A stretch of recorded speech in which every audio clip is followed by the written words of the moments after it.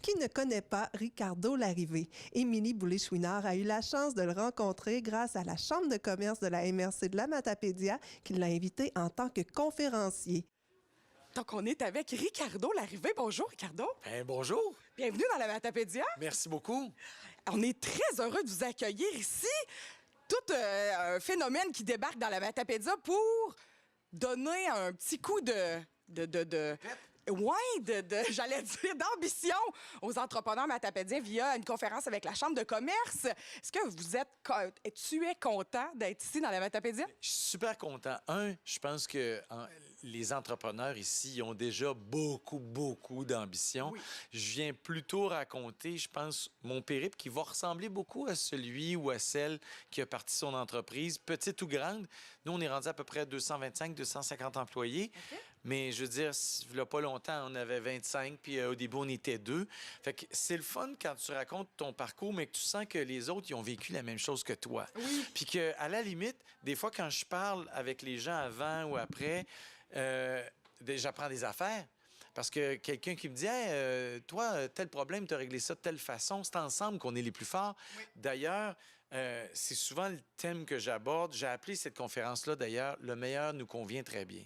Parce que comme société, comme famille, oui, comme entrepreneur, on mérite le meilleur, on travaille fort, on aime notre famille. Tu sais, on donne le meilleur de nous autres tout le temps. Pourquoi qu'on ne l'aurait pas? Tu sais, il n'y a rien d'arrogant là-dedans à se dire qu'on mérite ça. Puis s'il y a quelque chose qui ne va pas bien, on s'en occupe, puis on retourne dans le bonheur le plus vite possible. Puis je t'ai jamais venu dans la vallée l'hiver. Tu sais, moi, ma famille est du côté de Cap-Chat. Oui. Hein. Fait que entre les Capucins, Cap-Chat, Saint-Anne-des-Monts, fait que la rive sud, des fois, moi, je veux dire, l'été, oui, les vacances, ou même quand j'étais petit, traverser vers Carleton, c'était comme aller chez les riches pour nous autres. Oui, c'est un peu l'effet que ça a sur nous aussi. Parce que, tu sais, je me dis, wow, les maisons sont grosses. S'il y a des arbres, c'est décoré. Tu sais, c'est comme. Ouais. Pourtant, c'est aussi beau d'un côté que de l'autre de la côte.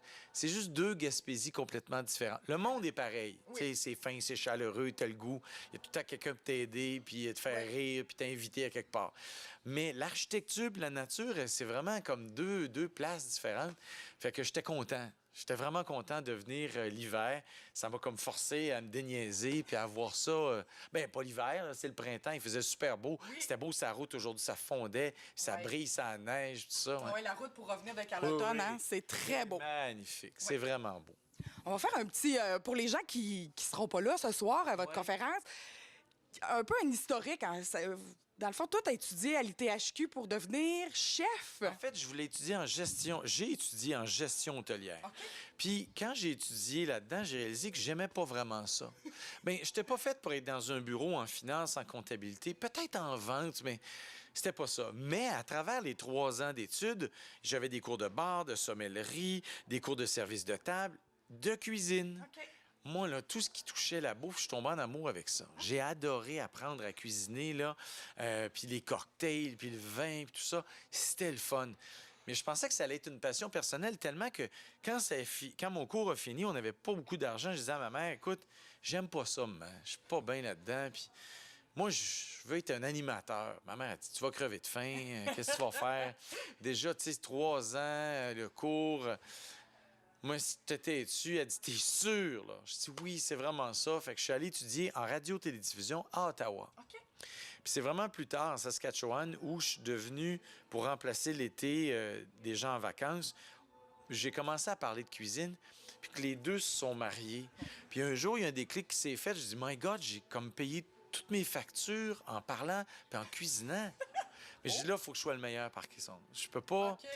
Tu sais, j'avais pas le goût d'être une fraude. Là, tu sais, là, je suis devenu obsédé par l'alimentation puis la cuisine. Puis je cuisinais dans la cuisine chez nous pour pouvoir en parler à la radio puis éventuellement à la télé. Ça a vraiment parti comme ça.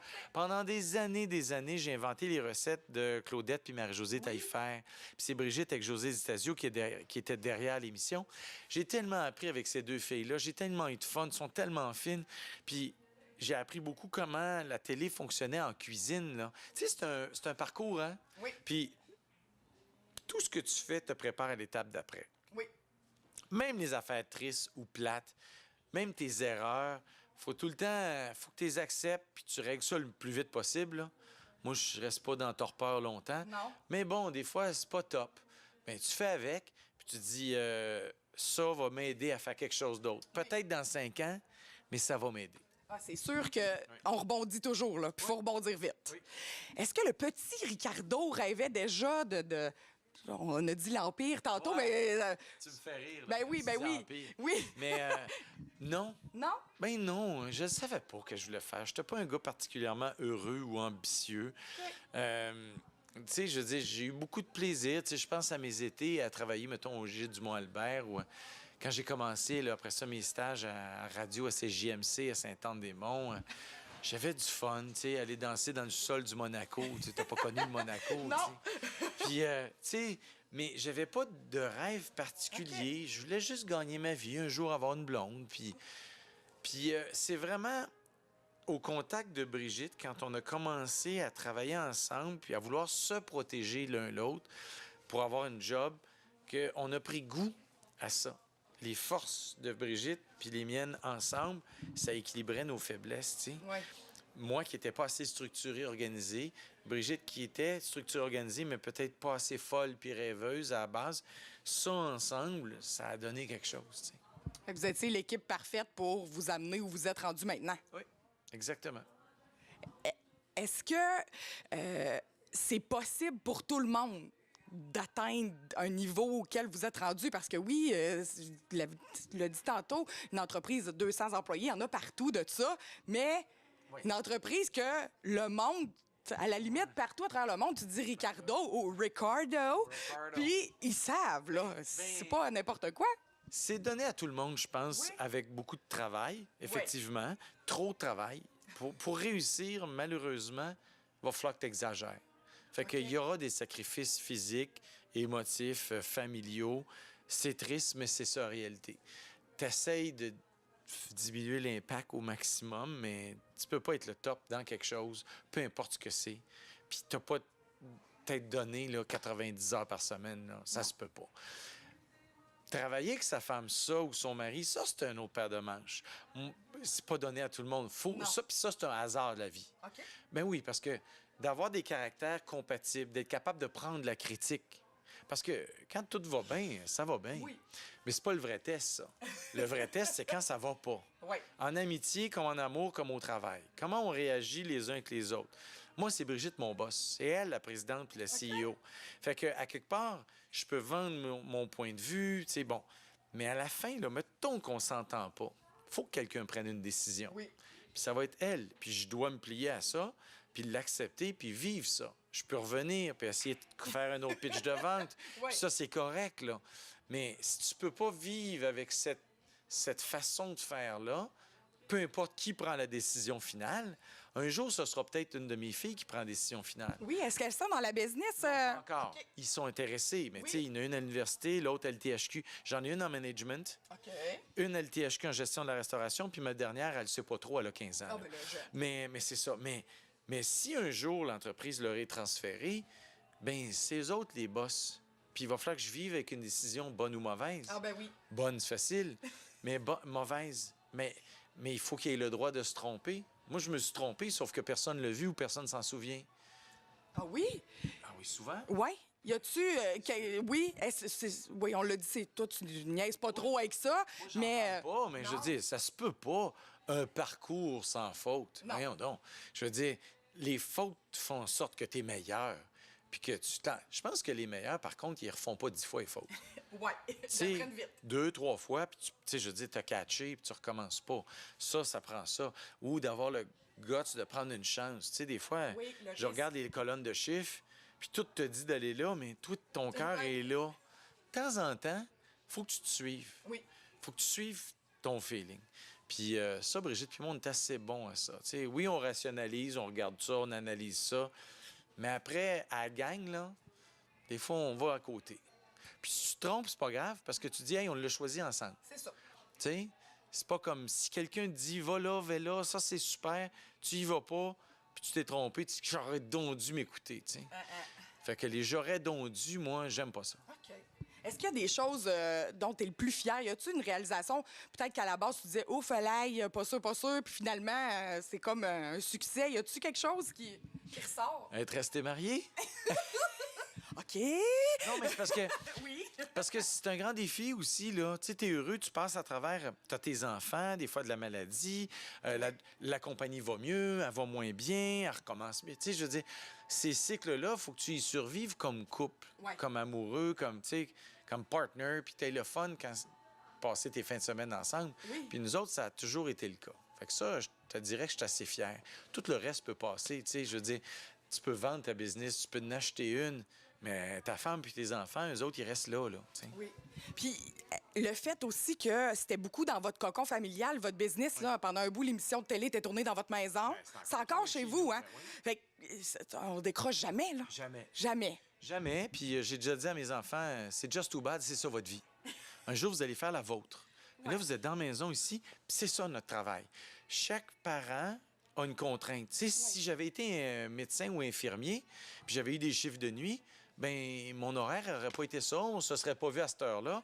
Si j'avais ma ferme, toi, tu travaillerais avec moi. Chaque famille a une contrainte. Ouais. Nous, on a une. Il y a 20 personnes dans la maison tous les jours. Mais c'est les mêmes 20 que j'ai choisis Oui. depuis 20 ans, là. Il y a des employés que mes enfants ne se souviennent pas. C'est comme une deuxième oncle ou tante, là. Je veux dire, ils se lèvent le matin, ils sont à la table de la cuisine, des jeunes, eux autres, là. Mais ça a toujours été comme ça. Fait que, à quelque part, il y a quelque chose de le fun là-dedans aussi. Moi, je vivrais en commune. tu sais. Oui, OK. Ça prend une personnalité comme ça. Exactement. Ouais. Ma femme, un peu moins. Ouais. Elle est plus discrète, tu sais. OK. Fait que je m'occupe justement plus des relations publiques, de faire la partie qui me revient à moi. Moi, je me tanne pas. Moi, à l'épicerie, s'il y a 12 personnes qui viennent me voir, Non, jamais? jamais. OK. La journée là, que tu n'as pas le goût de voir de monde, reste chez vous. Oui. Puis mes enfants, ils l'ont appris jeune. J'ai dit, ça, c'est notre vie. On a une vie extraordinaire. C'est une vie ordinaire, mais extraordinaire en même temps. Puis, il y a des compromis. Puis moi, vous ne me demanderez jamais de botcher un bonjour à quelqu'un. Puis dites-vous tout le temps, les filles, que chaque personne qui nous dit bonjour, là, on leur doit la vie qu'on a. Fait que ça se peut pas. Moi, je l'ai déjà ramené là, en serrant un peu le bras dans le char. Je ne veux plus jamais t'entendre chialer, jamais. Mais ils s'en souviennent même pas. Non. C'est devenu... Je les regarde dans le magasin, dans le restaurant, où ils viennent à une soirée avec nous autres, une levée de fonds de quelque chose. Puis je suis bien fier. Des fois, ça m'émeut, tu sais, puis je suis bien broyard. Puis ça m'émeut parce que c'est ça qu'ils sont en train de devenir. Ils sont PR, puis ils sont habitués. Comme moi, Brigitte a été élevée d'un dépanneur. Hein? Les parents de Brigitte, à Joliette, dans une petite ville à côté de Joliette, eux autres, il y avait un dépanneur, un magasin général, ils vendaient de la peinture, des bonbons à scène, tout le kit. OK. Fait que elle, là, elle a été élevée en ayant du cash, 2 caisses de bière, puis tu sais, elle travaillait, puis elle jasait, puis... Fait que c'est un naturel chez elle. Fait que là, tu combines ça avec moi, ça peut pas faire autrement que d'avoir des enfants assez sociaux. Bien, tout à fait. Même si aucune veut faire de télé, puis Béatrice, ça vient un peu avec moi, elle haït pas ça, tu sais. OK. Mais Clémence, ça fait des années que personne ne l'a vu, elle aime pas ça, puis elle ira pas, celle qui étudie à l'THQ. OK. sais, Elle va être dans l'ombre, c'est mais- ma meilleure en cuisine. Ça va être bien meilleure que moi. Puis je veux la former, puis je la forme pour ça, pour qu'elle soit mon goût. OK. Moi, je suis le chef exécutif. Là. Le oui ou le non final, c'est moi qui l'ai. Mais je dis, un jour, il va falloir que ce goût-là, il soit transféré. Puis que quelqu'un prenne cette décision-là. Puis cette décision-là est en fonction de tout le monde à travers le Québec, majoritairement. Ouais. C'est ma priorité. Puis après ça, ben, le Canada. Fait que... Puis c'est pour ça que quand tu as le temps, ben moi, j'arrête. Je vais aller au métro du coin, au IGA à côté, parce que je veux voir d'une région à l'autre, c'est quoi les coupes de viande, le fromage, la viande. Tu sais, qu'est-ce que le monde mange ici? Là? Ils ont quoi dans le... J'aime ça. Je vais aller avec une casquette enfoncée, là, puis le côte élevé, puis le gros foulard, puis j'espionne les carrosses du monde. Ben, c'est une bonne idée, ça, parce que bien des fois, nous, le lundi, là, après l'émission, on arrive à l'épicerie puis on veut telle affaire parce que Ricardo, il a fait quelque chose avec ça, puis ils l'ont pas à l'épicerie. Les maïs, parce que... Ah oui. Mais c'est pas grave, parce que à force de le demander, ils finissent par l'avoir. Oui. Puis on augmente notre choix d'aliments, tu sais. Fait que Exact. ça, tu sais, c'est ça. Fait que ça, c'est le fun. J'aime ça, faire ça. tu sais. Qu'est-ce que ça mange chez Ricardo le soir quand les caméras sont fermées? Les restes ou du macaroni? Je dirais, quand les enfants sont à bout puis ils veulent être heureux, il appelle le grand-mère, qui reste à 2 minutes à pied de chez nous, qui est chez nous tous les jours. Puis ils me disent, « Ah, grand-maman est là, enfin, on va bien manger. » On va bien manger. Oui, parce qu'un enfant, ça veut de la sécurité. Oui. Puis ça aime ça manger, tu sais, le macaroni à la viande de ta grand-mère ou un ses vols au vent ou ça hot chicken. Puis c'est ça qu'ils aiment. Les miennes ne sont pas différentes des autres, là. Ils aiment avoir une répétition. Fait que des fois, je dis aux parents, écoute, c'est pas une école qu'on a, là. C'est pas un restaurant. Vos enfants aiment, peu importe votre recette, faites-la 2-3 fois dans la semaine. Puis ça va être ça qui va créer un souvenir quand on sera plus là. C'est vrai. Ah, c'était bon quand ma tante, mon oncle, ma mère faisaient telle affaire.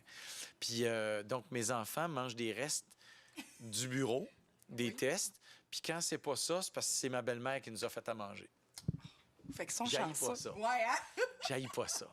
Quand j'arrive là, de loin, puis t'es fatigué, l'aéroport, la patente, puis ça fait 3 semaines que t'es sur le go, puis tu ouvres le frigo, là, puis il te reste du chop suey ou bien du pudding chômeur, là. Oh, my God, ça fait du bien au moral. C'est réconfortant. Oui. Tu vas te coucher, là, tu rentres à côté de ta blonde, puis tu dis, oh, my God, on a une belle vie chez nous au Québec, tu sais. Oh oui. Ouais. Est-ce que tu as des conseils à donner aux gens à la maison qui sont peut-être... Ils hésitent à se partir en entreprise, là. Qu'ils peuvent leur donner le petit kick, là? Écoute, c'est parce que souvent, on se met des barrières économiques, tu sais, ça coûte de l'argent, mais des fois, ça coûte pas tant que ça partir la faire petit. Des fois, on voit ça gros, mais le partir petit, puis je dirais juste se faire confiance, tu sais, je veux dire, il faut avoir une raison. À quoi ça sert, ce que je veux faire? Pour qui je vais le faire? Pourquoi je fais ça? Tout le temps se reposer. Moi, je me le pose souvent, ces questions-là. Pourquoi je fais ça déjà, là? À qui je le fais? Pourquoi je le fais? Puis si tu as des bonnes réponses à ces 3 affaires-là, c'est motivant parce que la journée là, que ça ne marche pas, tu sais, ça n'a pas marché ton idée. Là, tu ne fermes pas la shop, mais il faut que tu dises pourquoi déjà je le fais, là? Puis quand tu as une bonne raison, puis souvent qu'il y a de l'humain derrière ça, là, bien, ça te craint. Tu dis, OK, non, demain, je vais rentrer, puis on repart parce que c'est ça la raison pour laquelle je le faisais. Puis des fois, faut pas s'acharner, tu sais. Si tu as tout essayé, puis ça marche pas, là, tu perds pas ta maison là-dedans, là, tu passes à un autre appel. Tu sais, je veux dire, mets toutes tes idées, mets tes énergies, tu t'entoures du monde, du meilleur monde. Puis si ça marche pas ça, tu vas avoir une autre bonne idée. Passe d'autres choses, fais-les. Il n'y a pas une bonne affaire dans la vie. Tu sais, c'est comme quand tu es ado, là, tu dis à tes enfants, il n'y a pas rien qu'un bon chum ou une bonne blonde. Teste-en 2-3, tu sais.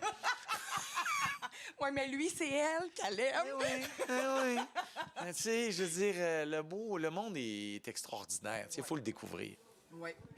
Très porteur, moi, ça m'inspire au bout. C'est ça. Ouais. Pars au bureau, monte ça, puis go. Go, team, go. On va se faire une émission de cuisine. Attention.